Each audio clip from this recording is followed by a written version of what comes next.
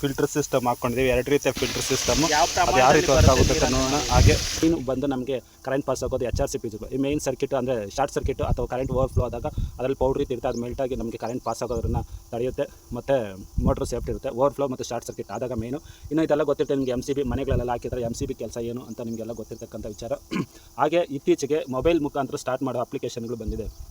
ಈ ಡಿವೈಸ್ನ ಹಾಕೊಂಡ್ರೆ ಇದರಲ್ಲಿ ಪ್ರೈಮರಿ ಡಿವೈಸು ಇದು ಬಂದು ನಮಗೆ. ಎಲ್ರಿಗೂ ನಮಸ್ಕಾರ. ನಮ್ಮ ವೀಕ್ಷಕರು ಹೇಗಿದ್ದೀರಾ? ಎಲ್ಲರೂ ಚೆನ್ನಾಗಿದ್ದೀರಾ ಅಂತ ಅಂದ್ಕೊಂಡಿದ್ದೀನಿ. ಇವತ್ತು ಏನೋ ಅಂದರೆ ಸಮಾಚಾರ ಅಂದರೆ ಬೋರ್ವೆಲ್ ಹತ್ರ ನೋಡ್ತಾ ಇರ್ಬೋದು, ನೀರು ಹೋಗ್ತಾ ಇದೆ. ಈ ಕಡೆ ಸ್ಟಾರ್ಟರ್ ಇದೆ ಮತ್ತು ಈ ಕಡೆ ಫಿಲ್ಟರ್ ಸಿಸ್ಟಮ್ ಇದೆ. ನಿಮ್ಗೆ ಗೊತ್ತಿರ್ಬೋದು, ಕೃಷಿನಲ್ಲಿ ಇತ್ತೀಚೆಗೆ ಇವತ್ತು ಬರ್ತಕ್ಕಂಥ ಮಾಡಲು ಹಳೇದು, ನಾಳೆ ಬರ್ತಕ್ಕಂಥ ಹೊಸ ಮಾಡಲು ಅಂತ ಇದ್ದರೆ ಅದು ಮತ್ತೆ ನಾಳಿದ್ದು ಅದು ಹಳೆ ಮಾಡಲಾಗಿರುತ್ತೆ. ಈ ರೀತಿ ಹೊಸ ಮಾಡಲು ಹೊಸ ಸಿಸ್ಟಮ್ ಬರ್ತಾ ಇರುತ್ತೆ. ಸದ್ಯದ ಮಟ್ಟಿಗೆ ಇರ್ತಕ್ಕಂಥದ್ದು ಈಗ ನಿಮ್ಮ ಡ್ರಿಪ್ ಇರಿಗೇಷನ್ ಆಗೋದು, ಸ್ಪ್ರಿಂಕ್ಲರ್ ಇರಿಗೇಷನ್ ಆಗಿರ್ಬೋದು, ಬ್ಲಾಕೇಜ್ ಅನ್ನೋದು ಸ್ಟಾರ್ಟ್ ಆಗುತ್ತೆ. 1 ವರ್ಷ 2 ವರ್ಷ ಆದಮೇಲೆ ಅದು ನೀರು ಡ್ರಾಪ್ ಸುರಿಯೋದನ್ನಾಗಿರ್ಬೋದು, ಬ್ಲಾಕೇಜ್ ಸ್ಟಾರ್ಟ್ ಆಗೋದು ನೀವು ನೋಡೋದು. ಮತ್ತು ಆ್ಯಸಿಡಲ್ಲಿ ಸುಮಾರು ಜನ ಆ್ಯಸಿಡಲ್ಲಿ ವಾಶ್ ಮಾಡ್ತಾರೆ. ಮತ್ತು ಸುಮಾರು ಜನ ಅದನ್ನು ಕಿತ್ಬಿಟ್ಟು ಹೊಸದು ಸ್ಪ್ರಿಂಕ್ಲರ್ಗಳು ಅಥವಾ ಇದು ಡ್ರಿಪ್ ಇರಿಗೇಷನ್ದು ಲ್ಯಾಟ್ರಲ್ ಹಾಕ್ಕೊತಾರೆ. ಆದರೆ ಇದರ ಬ್ಲಾಕೇಜ್ ಅನ್ನೋದು ಎಲ್ಲಿ ಸ್ಟಾರ್ಟ್ ಆಗುತ್ತೆ? ನಮಗೆ ಬೋರ್ವೆಲ್ಲಲ್ಲಿ ಬರ್ತಕ್ಕಂಥದ್ದು ಈ ಚಿಕ್ಕ ಚಿಕ್ಕ ಕಲ್ಲುಗಳು ಇರ್ತಲ್ಲ, ಇದು ನೇರವಾಗಿ ಪಾಸ್ ಆದಾಗ ಫಿಲ್ಟ್ರ್ ಸಿಸ್ಟಮ್ ಯಾವುದೇ ಫಿಲ್ಟ್ರ್ ಇಲ್ಲದೆ ನೇರವಾಗಿ ತೋಟಕ್ಕೆ ಹೋದಾಗ ಅದು ಸರಿಯಾದ ಫಿಲ್ಟರ್ ಸಿಸ್ಟಮ್ ಇಲ್ಲಾಂದರೆ ಬ್ಲಾಕೇಜನ್ನು ಅಲ್ಲಿಂದ ಸ್ಟಾರ್ಟ್ ಆಗುತ್ತೆ. ನೀವು ನೋಡ್ತಕ್ಕಂಥದ್ದು ಈ ಕಡೆ ಬಂದು ಕಂಪ್ಲೀಟ್ ನೆಟಾಪಿಮ್ ಸ್ಪ್ರಿಂಕ್ಲರ್ ನೆಟಾಪಿಮ್ ಇದು ಫಿಲ್ಟರ್ ಸಿಸ್ಟಮ್ ಹಾಕ್ಕೊಂಡಿದ್ದೀವಿ. 2 ರೀತಿಯ ಫಿಲ್ಟರ್ ಸಿಸ್ಟಮ್ಮು ಅದು ಯಾವ ರೀತಿ ವರ್ಕ್ ಆಗುತ್ತೆ ಅಂತ ನೋಡ್ಕೋಬೇಕಾದ್ರೆ ನಮ್ಮ ಸಬ್ಮರ್ಸಿಬಲ್ ಮೋಟ್ರನ್ನ ಸುರಕ್ಷತೆಗಾಗಿ 2 ರೀತಿಯ ಸಿಸ್ಟಮನ್ನು ಅದನ್ನೆಲ್ಲ ಅಳವಡಿಸ್ಕೊಂಡಿದ್ವಿ. ಮತ್ತು ಅದರಲ್ಲಿ ನಮ್ಮ ಮೊಬೈಲ್ ಮುಖಾಂತರ ಸ್ಟಾರ್ಟ್ ಮಾಡೋದು ಡಿವೈಸನ್ನು ಇನ್ಸ್ಟಾಲ್ ಮಾಡಿದ್ವಿ. ಎಲ್ಲ ಮಾಹಿತಿಗಳು ಒಳಗೊಂಡಿರುತ್ತೆ. ಈ ವಿಡಿಯೋ ಸಂಪೂರ್ಣವಾಗಿ ನಿಮ್ಗೆ ನೋಡಿದ್ರೆ ಒಂದು ಕ್ಲಿಯರ್ ಪಿಕ್ಚರ್ ಅನ್ನೋದು ಅರ್ಥ ಆಗುತ್ತೆ. ಈಗ ನೋಡೋಣ ಫಸ್ಟ್ ನೆಟಾಪಿಮ್ ಅದು ಫಿಲ್ಟರ್ ಸಿಸ್ಟಮ್ ಬಗ್ಗೆ ಯಾವ ರೀತಿ ಆಗಿದೆ ಮತ್ತು ಫಿಟ್ ಮಾಡ್ಕೊಂಡಿದ್ದೀವಿ, ಅದು ಯಾವ ರೀತಿ ಕೆಲಸ ಮಾಡುತ್ತೆ, ಎಷ್ಟು ಕಾಸ್ಟ್ ಆಗುತ್ತೆ ಅನ್ನೋದನ್ನ ನೋಡೋಣ. ಈಗ ಪ್ರಾರಂಭದಿಂದ ಹೋಗೋಣ. ಪ್ರಾರಂಭದಲ್ಲಿ ನೀವೆಲ್ಲ ನೋಡ್ತಕ್ಕಂಥ ಸಾಮಾನ್ಯವಾಗಿ ಎಲ್ಲರಿಗೂ ಏನು ಪರಿಚಯ ಮಾಡ್ಕೊಡೋಗಿಲ್ಲ. ಎಲ್ಲ ರೈತರ ಹತ್ರ ಈ ರೀತಿ ಒಂದು ಬೋರ್ವೆಲ್ ಇದ್ದಿರುತ್ತೆ. ನೀರಿನ ಪ್ರಮಾಣ ಯಾವುದೇ ಇರಲಿ, ಸದ್ಯದ ಮಟ್ಟಿಗೆ ಇದು 2 ಇಂಚು 2.5 ಇಂಚು ನೀರು ಬರುತ್ತೆ. ಇದ್ರ ಮುಖಾಂತರ ನಾವು ಯಾವ ರೀತಿ ಫಿಲ್ಟರ್ ಸಿಸ್ಟಮ್ನ ಹಾಕ್ಕೊಂಡಿದ್ದೀವಿ ಅಂತ ನೋಡೋಣ. ಇಲ್ಲಿ ಮೇಯ್ನ್ ನೀರು ಎಂಟ್ರಿ ಬಂದು ಇಲ್ಲಿಂದ ಬರುತ್ತೆ. ಇಲ್ಲಿಂದ ಬಂದು ಹಾಗೆ ಇಲ್ಲಿ ಬರ್ತಕ್ಕಂಥ ಫಸ್ಟ್ ನಮಗೆ ಬರ್ತಕ್ಕಂಥ ಹೈಡ್ರೋಸೈಕ್ಲಿನ್ ಫಿಲ್ಟ್ರು ಯಾವ ರೀತಿ ಕೆಲಸ ಮಾಡುತ್ತೆ ಅನ್ನೋದಕ್ಕೆ ಇಲ್ಲಿ ಬೆಸ್ಟ್ ಎಕ್ಸಾಂಪಲ್ ತೋರಿಸ್ತೀನಿ. ನೋಡ್ಬೋದು ನೇರವಾಗಿ ಮಣ್ಣು ಯಾವ ರೀತಿ ಬರುತ್ತೆ ಅಂತ ನೋಡಿ. ನಿಮಗೆ ಕಾಣಿಸುತ್ತಾ ಮಣ್ಣು ಯಾವ ರೇಂಜಿಗಿದೆ ಅಂತ? ಹಾಗೇ ನೋಡಬೇಕಾದ್ರೆ ನೋಡಿ, ಇದು ಡೈಲಿ ಕ್ಲೀನ್ ಮಾಡ್ತಾಯಿರ್ತೀವಿ. ಈ ರೀತಿ ಒಂದು ಬಾರಿ ಬಂದರೆ ಅಂದರೆ ನಮಗೆ ನೇರವಾಗಿ 1 ಅವರಲ್ಲಿ ಓಡ್ತಕ್ಕಂಥ ನೀರು ಹಾಗೆಯೇ ಈ ಚಿಕ್ಕ ಚಿಕ್ಕ ಕಲ್ಲುಗಳೆಲ್ಲ ಪಾಸ್ ಆಗಿಬಿಟ್ರೆ ಅಷ್ಟೇ ಸಾಕಾಗುತ್ತೆ ನಮ್ಮ ಖಾಲಿ ಡ್ರಿಪ್ ಲ್ಯಾಟ್ರಲ್ಲಿ ಬ್ಲಾಕೇಜ್ ಸ್ಟಾರ್ಟ್ ಆಗೋದಕ್ಕೆ. ಮತ್ತು ಬೇರೆ ಏನು ಕಾರಣ ಬೇಕಾಗಿಲ್ಲ. ಹಾಗೆ ಬರಬೇಕಾದ್ರೆ ಇಲ್ಲಿ ಫಸ್ಟು ನಮಗೆ ಹೈಡ್ರೋಸೈಕ್ಲಿನ್ ಫಿಲ್ಟ್ರಲ್ಲಿ ಫಿಲ್ಟ್ರ್ ಆಗುತ್ತೆ. ಚಿಕ್ಕ ಚಿಕ್ಕ ಕಲ್ಲುಗಳು ಎಲ್ಲನೂ ಆಲ್ಮೋಸ್ಟ್ 90% ಇಲ್ಲೇ ಫಿಲ್ಟ್ರ್ ಆಗಿಬಿಡುತ್ತೆ. ಇದನ್ನು ನಾವು ಡೈಲಿ ವಾಶ್ ಮಾಡ್ಕೊತಿರ್ಬೇಕು. ವಾಶ್ ಅಂದರೆ ಏನು ಬರೀ ಇಲ್ಲಿ ವಾಲು ತಿರುಗಿಸ್ಕೊಂಡ್ರೆ ಸಾಕಾಗುತ್ತೆ. ಈಗ ನೆಕ್ಸ್ಟು ಅಲ್ಲಿಂದ ಬಂದು ನಮಗೆ ಇಲ್ಲಿ ಮೇಯ್ನ್ ಈ ಸ್ಪೇಸ್ ಇದೆಯಲ್ಲ, ನಮಗೆ ಇಲ್ಲಿ ಮೇಯ್ನು ಇದನ್ನು ನಮಗೆ ಉಪಯೋಗ ಇರ್ತಕ್ಕಂಥ ಸೆಟ್ಗಳನ್ನ ಕೊಡಿಸ್ಕೋಬೇಕು.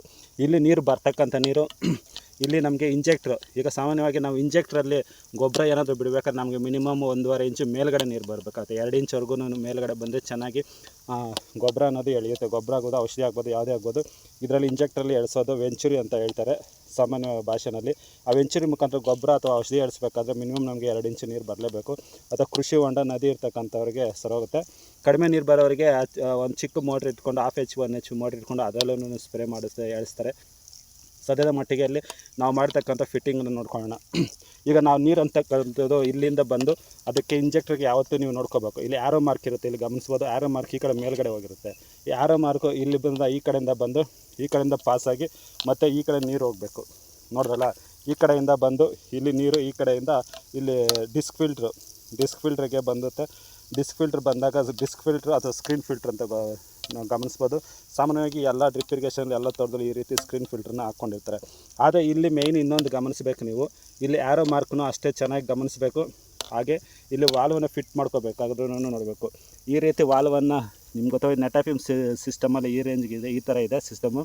ಈ ರೀತಿ ಟೈಟ್ ಮಾಡಿದಾಗ ನೀರು ಅನ್ನೋದು ಏನಾಗುತ್ತೆ, ಇಲ್ಲಿಂದ ಪಾಸ್ ಆಗುತ್ತೆ. ಇಲ್ಲಿ ಟೈಟ್ ಮಾಡಿದಾಗೆ ಇಲ್ಲಿಂದ ನೀರು ಈ ಕಡೆ ಫ್ಲೋ ಆಗೋದನ್ನು ಸ್ಟಾಪ್ ಮಾಡಿ ಇಲ್ಲಿಂದ ನೀರು ಹರಿಯೋದಕ್ಕೆ ಸ್ಟಾರ್ಟ್ ಆಗುತ್ತೆ. ಇಲ್ಲಿಂದ ನೀರು ಹರಿಯೋ ಫೋರ್ಸ್ಗೆ ನಮಗೆ ಇಲ್ಲಿಂದ ಎಳ್ಕೊಂಡೋಗಿ ನೀರಿನ ಜೊತೆಗೆ ಈ ವಾಲ್ವ್ ಇರುತ್ತಲ್ಲ, ಇದನ್ನು ಲೂಸ್ ಮಾಡಿದಾಗ ಈ ಗೊಬ್ಬರ ಅಂದ್ರೆ ಏನಿರುತ್ತೆ ಇಲ್ಲಿಂದ ಎಳ್ಕೊಳ್ಳುತ್ತೆ. ಇಲ್ಲಿಂದ ಎಳ್ಕೊಂಡು ನೀರಲ್ಲಿ ಮಿಕ್ಸ್ ಆಗಿ ಮತ್ತು ಇಲ್ಲಿಂದ ಬಂದು ಸ್ಕ್ರೀನ್ ಫಿಲ್ಟ್ರಲ್ಲಿ ಪಾಸಾಗಿ ನಮಗೆ ಈ ವಾಲ್ವ್ ಮುಖಾಂತರ ತೋಟಕ್ಕೆ ಹರಿಯೋದನ್ನು ನೀವು ಗಮನಿಸ್ಬೋದು. ಇಲ್ಲಿ ಸದ್ಯಕ್ಕೆ ನಾವು ಇದರಿಂದ ಸ್ಕ್ರೀನ್ ಫಿಲ್ಟ್ರಿಂದ 2 ವಾಲ್ವ್ಗಳನ್ನ ಫಿಟ್ ಮಾಡ್ಕೊಂಡಿದ್ದೀವಿ. ಅರ್ಧ ತೋಟಕ್ಕೆ ಒಂದು ವಾಲ್ವ್, ಮತ್ತೊಂದು ಅರ್ಧ ತೋಟಕ್ಕೆ ಒಂದು ವಾಲ್ವ್ ಅಲ್ವಾ. ಈ ರೀತಿ ನಿಮ್ಮ ವಿಸ್ತೀರ್ಣಕ್ಕೆ ತಕ್ಕಂಥ ವಾಲ್ವ್ಗಳನ್ನ ಫಿಟ್ ಮಾಡ್ಕೋಬೋದು. ಆಲ್ಮೋಸ್ಟ್ 99% ಇದರಲ್ಲಿ ಏನಂದರೆ ಕಲ್ಲು, ಚಿಕ್ಕ ಕಲ್ಲುಗಳು, ಡಸ್ಟು ಏನಾದರೂ ಬಂದರೆ ಇದರಲ್ಲಿ ಕಂಪ್ಲೀಟಾಗಿ ಕಂಟ್ರೋಲ್ ಆಗಿಬಿಡುತ್ತೆ. ಇನ್ನು ನೀವು ಗಮನಿಸ್ಬೋದು, ಕೆಲವ್ರು ಗಮನಿಸಿದೆ, ಕೆಲವು ಗಮನಿಸಿಲ್ಲ. ಇಲ್ಲಿ ಮೀಟ್ರ್ಗಳನ್ನ ಹಾಕ್ಕೊಂಡಿದ್ದೀವಿ. ಇಲ್ಲಿ ಮೀಟ್ರ್ ಒಂದು ಹತ್ರ ಇದೆ, ಮತ್ತು ಹೈಡ್ರೋಸೈಕ್ಲೋನ್ ಫಿಲ್ಟ್ರ್ ಹತ್ರ 1 ಮೀಟ್ರ್ ಇದೆ, ಮತ್ತು ಇಂಜೆಕ್ಟ್ರ್ ಹತ್ರ 1 ಮೀಟ್ರ್ ಇದೆ. ಇದು ನಾವು ಎಕ್ಸ್ಟ್ರಾ ಹಾಕ್ಕೊಂಡಿದ್ದೀವಿ, ಯಾಕೆಂದರೆ ಔಟ್ಪುಟ್ ಎಷ್ಟೋಗುತ್ತೆ ನೋಡೋಣ ಅಂತ. ಮತ್ತು ಸ್ಕ್ರೀನ್ ಫಿಲ್ಟ್ರ್ ಹತ್ರ 1 ಮೀಟ್ರ್ ಇದೆ. ಇಷ್ಟೊಂದು ಮೀಟ್ರ್ಗಳು ಹಾಕೋ ಅವಶ್ಯಕತೆ ಇದೆಯಾ ಅಂದರೆ ನಮಗೆ ಇಂಡಿಕೇಟರ್ ಥರ ನೋಡ್ಕೊಳ್ಳೋದಕ್ಕೆ ಅವಶ್ಯಕತೆ ಇದೆ. ಅಂದರೆ ಈ ಮೀಟ್ರ್ ಸ್ವಲ್ಪ ಅವಶ್ಯಕತೆ ಇಲ್ಲ. ಮತ್ತು 3 ಮೀಟ್ರ್ ಹಾಕ್ಕೊಂಡ್ರೆ ಏನಾಗುತ್ತೆ, ಈ ಸ್ಕ್ರೀನ್ ಫಿಲ್ಟ್ರ್ ಅನ್ನೋದು ಜಾಮ್ ಆದಾಗ ಮತ್ತು ಔಟ್ಪುಟ್ ಎಷ್ಟೋಗುತ್ತೆ, ಸ್ಕ್ರೀನ್ ಫಿಲ್ಟ್ರಿಂದ ಔಟ್ಪುಟ್ ಎಷ್ಟೋಗುತ್ತೆ, ಮತ್ತು ಇಲ್ಲಿಂದ ಬರಬೇಕಾದ್ರೆ ಸ್ಕ್ರೀನ್ ಫಿಲ್ಟ್ರಿಂದ ಮತ್ತು ಈ ಕಡೆ ಔಟ್ಪುಟ್ ಬರಬೇಕಾದ್ರೆ ಇಲ್ಲಿ ಏನಾದರೂ ನಿಮಗೆ ಈ ಫಿಲ್ಟ್ರಲ್ಲಿ ಜಾಮ್ ಆದಾಗ ನಾರ್ಮಲ್ಲು ನಿಮಗೆ ಈ ಮೀಟ್ರ್ ಎಷ್ಟು ಓಡುತ್ತೆ ಅಂತ ಅಂದಾಜಿರುತ್ತೆ. ಇದೇನಾದರೂ ಈ ಕಡೆ ಹೆಚ್ಚಾದಾಗ ಈ ಸ್ಕ್ರೀನ್ ಫಿಲ್ಟ್ರಲ್ಲಿ ಏನಾದರೂ ಡಸ್ಟ್ ತುಂಬ್ಕೊಂಡಿದೆ ಮತ್ತು ಇದನ್ನು ಕ್ಲೀನ್ ಮಾಡ್ಕೋಬೇಕು ಅಂತ ಇಂಡಿಕೇಟರ್ ಮುಖಾಂತರ ನೋಡ್ಕೋಬೋದು. ಹಾಗೆಯೇ ಹೈಡ್ರೋಸೈಕ್ಲೋನ್ ಫಿಲ್ಟ್ರಲ್ಲೂ ಅಷ್ಟೇ, ಇಲ್ಲಿ ನಮಗೆ ಬೋರ್ವೆಲ್ಲಿಂದ ಎಷ್ಟು ಪ್ರೆಷರ್ ಬರ್ತಿದೆ ಅಂತ ನೋಡ್ಬೋದು. ಈಗ ನೀವು ಗಮನಿಸಾಗಿಲ್ಲಿ ನೋಡಿ, ಸುಮಾರು ಹತ್ತಿರ ಒಂದು 35 ಪಾಯಿಂಟ್ ಇದೆ. 35 ಪಾಯಿಂಟಲ್ಲಿ ಇಲ್ಲಿ ನೀರು ಹೋಗ್ತಾಯಿದೆ, ಬೋರ್ವೆಲ್ಲಿಂದ ಬರ್ತಕ್ಕಂಥ ನೀರು. ಮತ್ತು ಇಲ್ಲಿ ಕೆ ಜಿ ಲೆಕ್ಕದಲ್ಲಿದೆ. ನಿಮಗೆ ಅಲ್ಲಿಂದ ಬರೋಷ್ಟೊತ್ತಿಗೆ ಇಲ್ಲಿ 4 ಪಾಯಿಂಟ್ ಕಡಿಮೆ ಆಗಿದೆ. ಇಲ್ಲಿ ನೋಡಿದ್ರೆ ನಮಗೆ ಕೆ ಜಿ ಲೆಕ್ಕದಲ್ಲಿ 2 ಪಾಯಿಂಟ್ ಮತ್ತು 3 ಮಿನಿ ಪಾಯಿಂಟ್ ಇದೆ. ಈ ರೀತಿ ಪಾಯಿಂಟ್ಗಳು ನೋಡಿಕೊಂಡು ನೀವು ಗಮನಿಸ್ಕೋಬೋದು ಫಿಲ್ಟ್ರಲ್ಲಿ ಏನಾದರೂ ಜಾಮ್ ಆಗಿದೆ, ಏನು ವ್ಯತ್ಯಾಸ ಆಗಿದೆ ಅಂತ. ಹಾಗೆ ಇಂಜೆಕ್ಟ್ರಲ್ಲಿ ವಾಲ್ವ್ ಟೈಟ್ ಮಾಡಿದಾಗ ಇಲ್ಲಿ ಪ್ರೆಷರ್ ಯಾವ ರೀತಿ ಹೋಗುತ್ತೆ, ಇನ್ಪುಟ್ ಅಂದರೆ ವೆಂಚುರಿ ಒಳಗಡೆ ಇನ್ಪುಟ್ ಯಾವ ರೀತಿ ಹೋಗುತ್ತೆ ಅಂತ ನೋಡಿದ್ರಲ್ವಾ. ಈಗ ನಾವು ಇದ್ರ ಬಗ್ಗೆ ಅಂದರೆ ಫಿಲ್ಟರ್ ಸಿಸ್ಟಮ್ ಬಗ್ಗೆ ತಿಳ್ಕೊಂಡ್ವಿ. ಇನ್ನು ರೇಟ್ಗಳ ವಿಚಾರಕ್ಕೆ ಬಂದರೆ ಸುಮಾರು ಜನ ಹೇಳ್ತಾರೆ, ಇದು ಈ ಥರ ಸಿಸ್ಟಮ್ ನೆಟಾಫಿಮ್ ಸಿಸ್ಟಮಲ್ಲಿ ಫಿಲ್ಟರ್ಸ್ ಆಗಿರ್ಬೋದು, ಯಾವುದೇ ಆಗಿರ್ಬೋದು, ಸ್ವಲ್ಪ ಕಾಸ್ಟ್ಲಿ ಇರುತ್ತೆ. ಕಾಸ್ಟ್ಲಿ ಇದ್ರೂ ಅದು ನಮಗೆ ಬಾಳಿಕೆ ಬರುತ್ತೆ, ಯಾಕೆಂದರೆ ನಂಬರ್ 1 ಕ್ವಾಲಿಟಿ ಅಂತ ಹೇಳ್ಬೋದು. ಇದು ಯಾವುದೇ ಪ್ರಮೋಷನ್ ವಿಡಿಯೋ ಅಲ್ಲ, ಕ್ವಾಲಿಟಿ ಬರುತ್ತೆ. ಇದು ಬಂದು ನಮಗೆ 5,000 ಚಿಲ್ಲರೆ ಆಗುತ್ತೆ. ಮತ್ತು ಇಲ್ಲಿ ಬಂದು ನಮಗೆ ಬರೀ ವೆಂಚುರಿ ನಿಮಗೆ ಗೊತ್ತಿರ್ಬೋದು, 500 ರೂಪಾಯಿಂದನೂ ವೆಂಚುರಿ ಸಿಗುತ್ತೆ. ಇದು 2,000 ರೂಪಾಯಿ ವೆಂಚುರಿ ಆಗುತ್ತೆ, ನೆಟಾಫಿಮ್ದು 2 ಇಂಚಿಂದದು. ಆಮೇಲೆ ನೆಕ್ಸ್ಟು ಇದೆಲ್ಲ ಸೆಟ್ಟು ನಿಮಗೆ 1,500 ಚಿಲ್ಲರೆ ಆಗುತ್ತೆ. ಇದು ಬಂದು ಅದಾದರೆ 1,800ರಿಂದ 2,000 ರೂಪಾಯಿ ಆಗುತ್ತೆ. ಈ ಟೋಟಲ್ ಸೆಟ್ಟು ನಿಮಗೆ 15,000ರಿಂದ 18,000 ರೂಪಾಯಿ ಆಗುತ್ತೆ. ಈ 3 ಸಿಸ್ಟಮ್ಗಳನ್ನು ಇಲ್ಲಿ ಅಳವಡಿಸಿದ್ವಲ್ಲ, ಈ 3 ಸಿಸ್ಟಮ್ಗಳು ನಿಮಗೆ 15,000ರಿಂದ 18,000 ಆಗುತ್ತೆ. ಹೆಚ್ಚು ಕಡಿಮೆ ಆಗ್ಬೋದು, ಯಾಕೆಂದರೆ ಒಬ್ಬೊಬ್ಬರು ಡೀಲರ್ ಹತ್ರ ಒಂದೊಂದು ರೀತಿ ರೇಟುಗಳು ಸ್ವಲ್ಪ ವೇರಿಯೇಷನ್ ಇದ್ದಿರುತ್ತೆ. ಇನ್ನು ಫಿಲ್ಟರ್ ಸಿಸ್ಟಮ್ ಆಯಿತು, ನೀರಿನ ಹೋಳಿಗೆ ಆಯಿತು. ಇನ್ನು ನಮಗೆ ಮುಖ್ಯವಾಗಿ ವಿದ್ಯುತ್ ಅಂದರೆ ಕರೆಂಟಿನಲ್ಲಿ ಸೇಫ್ಟಿ ಮಾಡ್ಕೋಬೇಕು. ಮೋಟ್ರನ್ನು, ಸಬ್ಮರ್ಸಿಬಲ್ ಮೋಟ್ರನ್ನ ಆದಷ್ಟು ಮಟ್ಟಿಗೆ ನಮ್ಮ ಕೈಲಾದಷ್ಟು ಮಟ್ಟಿಗೆ ಸೇಫ್ಟಿ ಮಾಡ್ಕೋಬೇಕು. ನಿಮ್ಗೆ ಗೊತ್ತಿರ್ಬೋದು, ಇಲ್ಲಿ ONTs ಇರೋರಿಗೆ ಸ್ವಲ್ಪ ತೊಂದರೆ ಇರೋದಿಲ್ಲ. ಇದು ಬಂದು ಪ್ರೈಮರಿ ಲೈನ್ ಇರೋರಿಗೆ ಸ್ವಲ್ಪ ಹೆಚ್ಚು ಕಡಿಮೆ ವೋಲ್ಟೇಜ್ ಫ್ಲೋ ಆಗ್ತಾ ಇರೋದು ಹೆಚ್ಚು ಕಡಿಮೆ ಆಗ್ತಾ ಇರುತ್ತೆ. ಇಲ್ಲಿ ನಾವು ನೋಡ್ತಕ್ಕಂಥದ್ದು LNT ಸ್ಟಾರ್ಟ್ರು. ಮತ್ತು ಇಲ್ಲಿ ಗಮನಿಸೋ ಹಾಗೆ HRC ಫೀಸ್ಗಳು, ನಮ್ಮ ವಿಡಿಯೋಗಳು ಕಂಟಿನ್ಯೂಸ್ ಆಗಿ ನೋಡ್ತಾ ಇರೋ ವೀಕ್ಷಕರಿಗೆ ಗೊತ್ತಿರುತ್ತೆ. HRC ಫೀಸ್ಗಳು ಇಲ್ಲಿ ನಾವು 25 HP ಮೋಟ್ರಿಂದ 125 ಆಮ್ಸ್ ಹಾಕ್ಕೊಂಡಿದ್ದೀವಿ. ಇದು ಸಾಮಾನ್ಯವಾಗಿ 30-80 ಆಮ್ಸ್ ಬರುತ್ತೆ, ಅಷ್ಟು ಹಾಕ್ಕೊಂಡ್ರೆ ಸಾಕು. 80 ಆಮ್ಸ್ ಹಾಕ್ಕೊಂಡ್ರೆ ನಿಮ್ಗೆ 20 HP ವರೆಗೂ ಸಾಕಾಗುತ್ತೆ. ಇನ್ನು ಹಾಗೆ ಎಲ್ಲರೂ ಗೊತ್ತಿರಬೇಕಾದ್ರೆ ಮೇಯ್ನು ಬಂದು ನಮಗೆ ಕರೆಂಟ್ ಪಾಸ್ ಆಗೋದು HRC ಫೀಸ್ಗಳು. ಈ ಮೇಯ್ನ್ ಸರ್ಕಿಟ್ ಅಂದರೆ ಶಾರ್ಟ್ ಸರ್ಕಿಟ್ಟು ಅಥವಾ ಕರೆಂಟ್ ಓವರ್ಫ್ಲೋ ಆದಾಗ ಅದರಲ್ಲಿ ಪೌಡ್ರ್ ಇರುತ್ತೆ, ಅದು ಮೆಲ್ಟಾಗಿ ನಮಗೆ ಕರೆಂಟ್ ಪಾಸ್ ಆಗೋದ್ರನ್ನ ತಡೆಯುತ್ತೆ. ಮತ್ತು ಮೋಟ್ರು ಸೇಫ್ಟಿ ಇರುತ್ತೆ. ಓವರ್ಫ್ಲೋ ಮತ್ತು ಶಾರ್ಟ್ ಸರ್ಕಿಟ್ ಆದಾಗ ಮೇಯ್ನು. ಇನ್ನು ಇದೆಲ್ಲ ಗೊತ್ತಿರುತ್ತೆ ನಿಮಗೆ. MCB ಮನೆಗಳಲ್ಲೆಲ್ಲ ಹಾಕಿರ್ತಾರೆ, MCB ಕೆಲಸ ಏನು ಅಂತ ನಿಮಗೆಲ್ಲ ಗೊತ್ತಿರ್ತಕ್ಕಂಥ ವಿಚಾರ. ಹಾಗೆ ಇತ್ತೀಚೆಗೆ ಮೊಬೈಲ್ ಮುಖಾಂತರ ಸ್ಟಾರ್ಟ್ ಮಾಡೋ ಅಪ್ಲಿಕೇಶನ್ಗಳು ಬಂದಿದೆ. ಈ ಡಿವೈಸ್ನ ಹಾಕ್ಕೊಂಡ್ರೆ ಇದರಲ್ಲಿ ಪ್ರೈಮರಿ ಡಿವೈಸು ಇದು ಬಂದು ನಮಗೆ 4,000 ಚಿಲ್ಲರೆ ಆಗುತ್ತೆ. ಇದನ್ನು ಮೊಬೈಲ್ ಅಪ್ಲಿಕೇಶನ್ ಮುಖಾಂತರ ಏನು ಮಾಡಬೇಕಾಗಿಲ್ಲ, ಡೈರೆಕ್ಟ್ ನೇರವಾಗಿ ಮೆಸೇಜ್ ಬರುತ್ತೆ. ಮೆಸೇಜ್ ಮುಖಾಂತರ ಆನ್ ಆ್ಯಂಡ್ ಆಫ್ ಮಾಡ್ಬೋದು. ಮತ್ತು ಕರೆಂಟ್ ನಮಗೆ ಸಿಂಗಲ್ ಪೇಸ್ ಬರುತ್ತೆ, ಯಾವ ಪೇಸ್ ಇರುತ್ತೆ ಅಂತ ಮೆಸೇಜ್ ಬರುತ್ತೆ. ಮತ್ತು ಆಟೋಮೆಟಿಕ್ ಅಲ್ಲೇನು ಆನ್ ಮಾಡ್ಬೋದು, ಮ್ಯಾನ್ಯುಯಲ್ ಆನ್ ಮಾಡ್ಬೋದು. ಸುಮಾರು ಆಪ್ಷನ್ಸ್ ಇದೆ.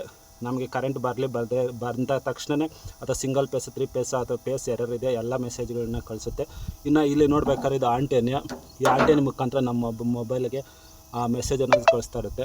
ಇವೆಲ್ಲ ಸಿಂಪಲ್ಲು. ಮತ್ತು ಇವು ಮೇಯ್ನು ನಮಗೆ HRC ಫೀಸ್ಗಳು ಮತ್ತು ಇದು ಹಾಕಿರೋದ್ರಿಂದ ಮೋಟ್ರಿಗೆ ಸ್ವಲ್ಪ 1-2 ಹಂತದ ಸುರಕ್ಷತೆಯನ್ನು ಕಲಿಸ್ಬೋದು.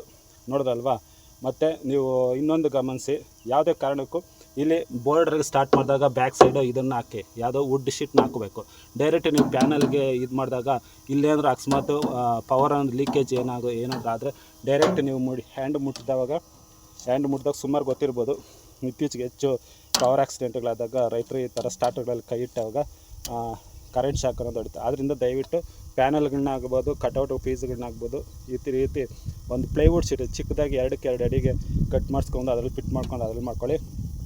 ಇನ್ನೂ ಹೆಚ್ಚಿನ ಸುರಕ್ಷತೆ ಬೇಕಂದರೆ ಈ ಹ್ಯಾಂಡ್ಗಳಾಗಿರ್ಬೋದು ಮತ್ತು ಕೀ ಹಾಕಬೇಕಾದ್ರೆ ಆ ಕೀಗಳಿಗೆ ಟೇಪನ್ನು ಇನ್ಸ್ಟಾಲೇಷನ್ ಮಾಡ್ಕೊಳ್ಳಿ. ಇನ್ಸ್ಟಾಲೇಷನ್ ಟೇಪ್ ಬರುತ್ತಲ್ವ, ಅದನ್ನು ಟೇಪ್ ಮಾಡ್ಕೊಳ್ಳಿ. ಮುಟ್ಟಿದಾಗ ಸ್ವಲ್ಪ ಕರೆಂಟ್ ಶಾಕ್ ಹೊಡೆಯೋದನ್ನು ತಪ್ಪಿಸ್ಕೋಬೋದು. ನೋಡಿದ್ರಲ್ವ, ಇದಾಗಿತ್ತು ಇಂದಿನ ಮಾಹಿತಿ. ಮತ್ತೊಂದು ವಿಡಿಯೋದೊಂದಿಗೆ ನಿಮ್ಮನ್ನು ಭೇಟಿ ಮಾಡ್ತೀವಿ. ಅಲ್ಲಿವರೆಗೂ ನಮಸ್ಕಾರ.